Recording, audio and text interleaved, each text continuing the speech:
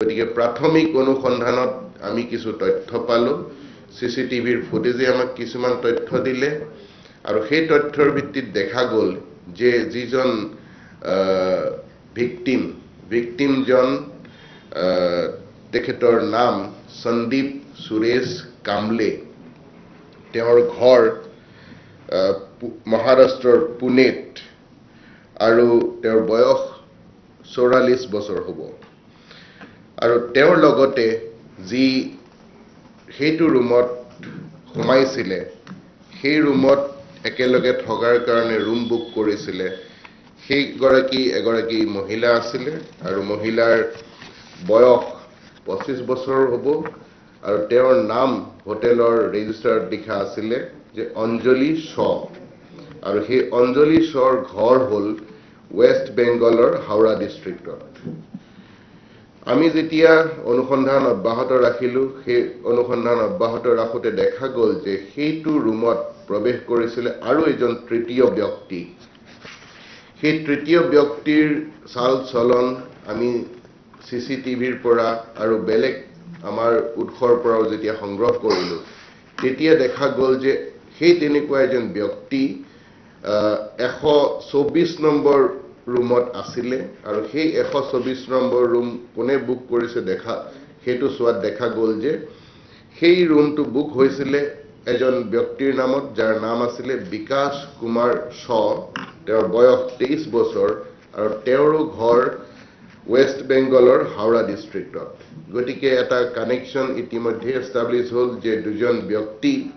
যাক আমি সন্দেহ কৰিছো এই ঘটনাটোৰ লগত জড়িত বুলি তেওঁলোকৰ নাম আমাৰ হাতত আহিলে তেওঁলোকৰ সিসিটিভি ফুটেজ আমাৰ হাতত আহিলে আৰু তেওঁলোক দুয়োগৰাকীয়ে যেহেতু ওয়েস্ট বেংগলৰ গতিকে তেওঁলোকে এজনে সিজনক চিনি পায় বুলি আমি এটা সিদ্ধান্তত উপনীত হলো যেহেতু সন্দেহজনক ব্যক্তি দুজন ইতিমধ্যে হোটেলৰ পৰা ওলাই গৈছে সিসিটিভি ফুটেজত দেখা গল যে তেওঁলোক তাৰ পৰা হোটেল ত্যাগ কৰিছে ঘটনা সংঘটিত কৰি তাৰ পিছত আমাৰ ওয়েস্ট গুৱাহাটী পুলিশ টিম অতি সক্ৰিয় হল আৰু সক্ৰিয় হোৱাৰ ফলতে আমি আমাৰ যেটো নেক্সট ডে হল আমি ৰেলৱে ষ্টেচন আমাৰ এয়াৰপোৰ্ট এইখিনি যেতিয়া তথ্য পাতি চালো এয়াৰপোৰ্টৰ তথ্যত দেখা গল যে সেই অঞ্জলি শ আৰু বিকাশ শৰ নামত যোৱাকালি 9:15 যিখন ইন্ডিগো ফ্লাইট আছে সেই কলকাতালৈ সেই ইন্ডিগো ফ্লাইটত টিকেট কাটি থোৱা আছে গতিকে ওয়েস্ট গুৱাহাটী পুলিশ টিম অতি সক্ৰিয় হৈ আমাৰ বৰঝাৰ আউটপোষ্টৰ যি ইনচাৰ্জ আছে সঞ্জীৱ খন্দিকৈ তেওঁৰ টিমে 5:45 মানত এই সন্দেহযুক্ত ব্যক্তি দুজনক এয়াৰপোৰ্ট সোমোৱাৰ আগে আমাৰ নাকা লগাই আটক কৰি যেতিয়া পুলিচে ইন্টাৰোগেশন আৰম্ভ কৰিলে পুলিচৰ ইন্টাৰোগেশনত দুইজনে স্বীকাৰ কৰিলে যে তেওঁলোক কলকাতাৰ পৰা আহিছে ৰেডিশনত আছিলে আৰু তেওঁলোকে এই ঘটনাটো সংঘটিত কৰিছে আমাৰ যেহেতু ইনভেষ্টিগেশনত আমি গম পালো যে সন্দেহজনক ব্যক্তি দুগৰাকী আমাৰ অভিযুক্ত তাৰ পিছত আমাৰ অনুসন্ধান আগবাঢ়িলে যে কিয়নো এই ঘটনাটো সংঘটিত হল বা কেনে এই ঘটনাটো সংঘটিত হল আমাৰ সাস্টেইনড ইন্টাৰোগেশনত আমি এতিয়ালৈকে যিখিনি তথ্য পাইছো সেই তথ্য মতে দেখা গল যে এই যিজন ভিকটিম পুনেৰ বাসিন্দা তেওঁৰ নাম সন্দীপ সুৰেশ কামলে তেওঁ এজন গাড়ী ব্যৱসায়ী আৰু হীৰাৰ ব্যৱসায়ী আৰু ব্যৱসায়ৰ কামত তেওঁ ভাৰতবৰ্ষৰ বিভিন্ন ষ্টেটত যায় আৰু তেনেকৈ কলকাতাতো তেওঁ ব্যৱসায় সংক্ৰান্তত ভিজিট কৰে আৰু অসমতো আহে গুৱাহাটীতো আহে যোৱা সেপ্টেম্বৰ মাহত যোৱা বছৰ 2023ৰ সেপ্টেম্বৰ মাহত তেওঁ গুৱাহাটীলৈ আহিছিলে কামাখ্যা দৰ্শন কৰিছিলে কামাখ্যা দৰ্শন কৰি কলকাতালৈ ঘূৰি গৈছিলে আৰু সেই কলকাতাত গৈ এয়াৰপোৰ্টত কলকাতাৰ যি নেতাজী সুভাষ বসু ইন্টাৰনেশ্যনেল এয়াৰপোৰ্ট আছে সেই এয়াৰপোৰ্টতে এই ভিকটিম সন্দীপৰ দেখা হয় আমাৰ যি একিউজড অঞ্জলি শ্ব'ৰ লগত সেই এয়াৰপোৰ্টতে এখন সপ্তগিৰি বুলি ৰেষ্টুৰেণ্ট আছে সেই ৰেষ্টুৰেণ্টত কাউণ্টাৰত বহিছিলে এই অঞ্জলি শ্ব' বোলা মহিলাগৰাকী তাতে তেওঁলোকৰ চিনাকি হয় তাৰপিছত ইজনে সিজনৰ ফোন নম্বৰ এক্সচেঞ্জ কৰে লাহে লাহে দুইজনৰ মাজত কথা বতৰা আৰম্ভ হয় আৰু এই ধৰণৰ কথা বতৰা গৈ অৱশেষত তেওঁলোকৰ মাজত এটা সম্পৰ্কত পৰিণত হয় অঞ্জলি শ্ব' আৰু ভিকটিম সন্দীপৰ মাজত আৰু তেওঁলোকে দুইজনে লগ খাই কলকাতাৰ হোটেলতো নৈশ যাপন কৰে আৰু পুনেতো নৈশ যাপন কৰে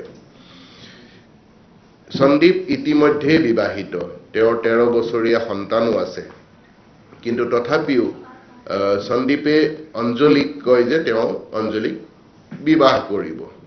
কিন্তু অঞ্জলি সেই বিবাহৰ কাৰণে ৰাজি নাছিল কাৰণ তেওঁৰ ইতিমধ্যে এজন খুব ঘনিষ্ঠ বন্ধু আছিল আৰু দুইজনেই বিয়া পতাৰ সিদ্ধান্ত লৈছিল এই অঞ্জলিৰ বন্ধু জনৰ নাম আছিল যি আনজন অভিযুক্ত বিকাশ শ্ব এই অঞ্জলি শ্ব'ৰ অৰিজিনটো হ'ল বিহাৰৰ কিন্তু জন্মসূত্ৰে তেওঁ কলকাতাৰে বাসিন্দা আৰু এই বিকাশ শ্ব' অৰিজিনটো হ'ল উত্তৰ প্ৰদেশৰ কিন্তু তেওঁ জন্মসূত্ৰে কলকাতাৰে বাসিন্দা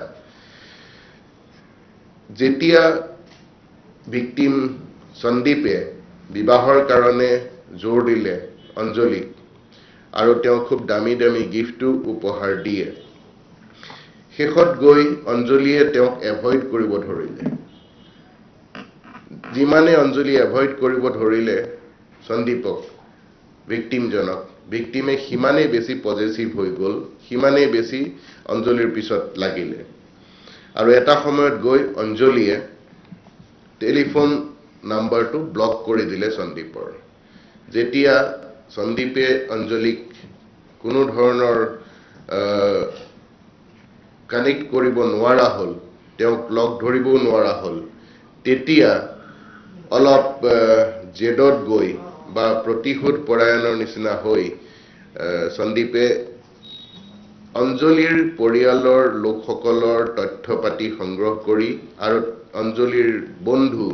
বিকাশৰ গোটেই তথ্য পাতি সংগ্ৰহ কৰি তেওঁলোকক টেলিফোন কৰি কৰি ক'বলৈ ধৰিলে যে অঞ্জলি বেয়া ছোৱালী তেওঁৰ লগত সম্পৰ্ক আছে এইবিলাক কথা বিকাশ যি অভিযুক্ত যি অঞ্জলিৰ বন্ধু যাৰ লগত বিয়া হোৱা ঠিক হৈ আছিল আগতে সেই বিকাশলে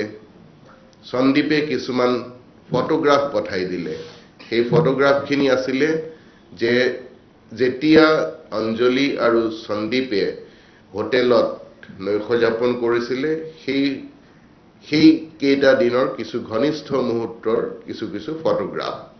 এই ফটোগ্ৰাফখিনি যেতিয়া অঞ্জলিৰ বন্ধু বিকাশলে পঠাই দিলে বিকাশ আৰু অঞ্জলিৰ মাজৰ যিটো সম্পৰ্ক আছিল সেই সম্পৰ্কটো অলপ ফাট মেলে কিন্তু তথাপিও দুয়োৰে মাজত পুনৰ বুজাবুজি হয় আৰু তেতিয়া দুয়ে ঠিক কৰে যে সন্দীপৰ হাতত যিখিনি ফটোগ্ৰাফ আছে সেই ফটোগ্ৰাফখিনি কেনেকে লৈ আনিব পৰা যায় তেওঁলোকে ঠিক কৰিলে যে অঞ্জলিয়ে পুনৰ লগ পোৱাৰ বাহানাত সন্দীপক কলকাতালৈ মাতিব কলকাতালৈ মাতি প্ৰথম অঞ্জলি যাব লগ পাব আৰু তেতিয়াই অলপ সময়ৰ পিছতে গৈ অঞ্জলিৰ বন্ধু বিকাশ উপস্থিত হ'ব বিকাশ আৰু অঞ্জলিয়ে দুয়ো মিলি সন্দীপক অভাৰপাৱাৰ কৰি তাৰ পৰা মোবাইল যিকেইটা মোবাইল তাৰ লগত পোৱা যাব সেইকেইটা কাঢ়ি লৈ আনিব যাতে সেই ঘনিষ্ঠ মুহূৰ্তৰ ফটোগ্ৰাফবিলাক সম্পূৰ্ণভাৱে তেওঁলোকৰ হস্তগত হয় এই ধৰণেৰে প্ল্যান কৰি প্ৰথমে অঞ্জলিয়ে ভিকটিমক কলকাতাৰ হোটেললৈ মাতিলে কিন্তু ইমান দিন মোবাইল ফোন ব্লক কৰি থোৱাৰ পিছত আকৌ খুলি যেতিয়া সন্দীপক মাতিলে সন্দীপৰ কিছু সন্দেহ হ'ল আৰু তেওঁ ক'লে যে মই কলিকতাত নহয় মই গুৱাহাটীত লগ পাম কাৰণ সন্দীপৰ বিশ্বাস যে অঞ্জলিৰ লগত তেওঁৰ প্ৰথম চিনাকি হৈছিলে যেতিয়া কামাখ্যা দৰ্শন কৰি গুৱাহাটীৰ পৰা কলিকতালৈ গৈছিলে গতিকে শেষত অঞ্জলিও মান্তি হ'ল যে গুৱাহাটীতে লগ পোৱা যাব বিকাশক ক'লে যে দুইজন বিকাশ আৰু অঞ্জলি কলিকতাৰ পৰা আহিব সন্দীপ যেতিয়া হোটেলত অঞ্জলিৰ লগত থাকিব তেতিয়া বিকাশে সেই হোটেলত উপস্থিত হৈ তেওঁলোকে যি ধৰণে প্ল্যান কৰিছে সেই প্ল্যান কৰা মতে সন্দীপক ওভাৰপাৱাৰ কৰি মোবাইল গিটা হস্তগত কৰিব সেই প্ল্যান কৰা মতে যোৱাকালি সন্দীপ পুনেৰ পৰা আহি গুৱাহাটীত উপস্থিত হ'ল ফ্লাইটেৰে সন্দীপে যোগাৰ কৰি দিয়া টিকেটেৰে অঞ্জলি কলিকতাৰ পৰা আহি বৰঝাৰত উপস্থিত হ'ল দুয়ো বৰঝাৰত লগ পালে আৰু বিকাশ বেলেগ এখন ফ্লাইটেৰে কলিকতাৰ পৰা আহি বৰঝাৰত উপস্থিত হ'ল সন্দীপ আৰু অঞ্জলিয়ে ৰেডিছনত আগৰ পৰাই ৰুম বুক কৰি থৈছিলে সেই ৰুমত গৈ উপস্থিত হ'ল অঞ্জলিয়ে বিকাশক জনাই দিলে যে তেওঁলোক ৰেডিছনৰ 922 নম্বৰ ৰুমত থাকিব বিকাশেও সেইমতে হোটেলত উপস্থিত হৈ তেওঁ ৰুম বুক কৰিলে 10th ফ্লোৰত এই ভিকটিম আৰু অঞ্জলি আছিলে 9th ফ্লোৰত আৰু বিকাশ 10th ফ্লোৰত উপস্থিত হৈ 124 নম্বৰ ৰুম তেওঁ নিজৰ কাৰণে ললে আগতে প্ল্যান কৰা ধৰণেৰে অঞ্জলিয়ে 922 নম্বৰ ৰুমৰ দৰজাখন অলপ খুলি থৈছিলে হোটেলৰ কোঠাত যেতিয়া অঞ্জলি আৰু সন্দীপ উপস্থিত হ'ল তাৰ আধা ঘণ্টা মানৰ পিছতে বিকাশ নিজৰ ৰুমৰ পৰা ওলাই 922 নম্বৰ ৰুমত সোমায় বিকাশ সোমোৱাৰ লগে লগে এই যিজন ভিকটিম সন্দীপ তেওঁ বিকাশক চিনি পালে আৰু দুয়োৰে মাজত তেতিয়া হতাহতি আৰম্ভ হ'ল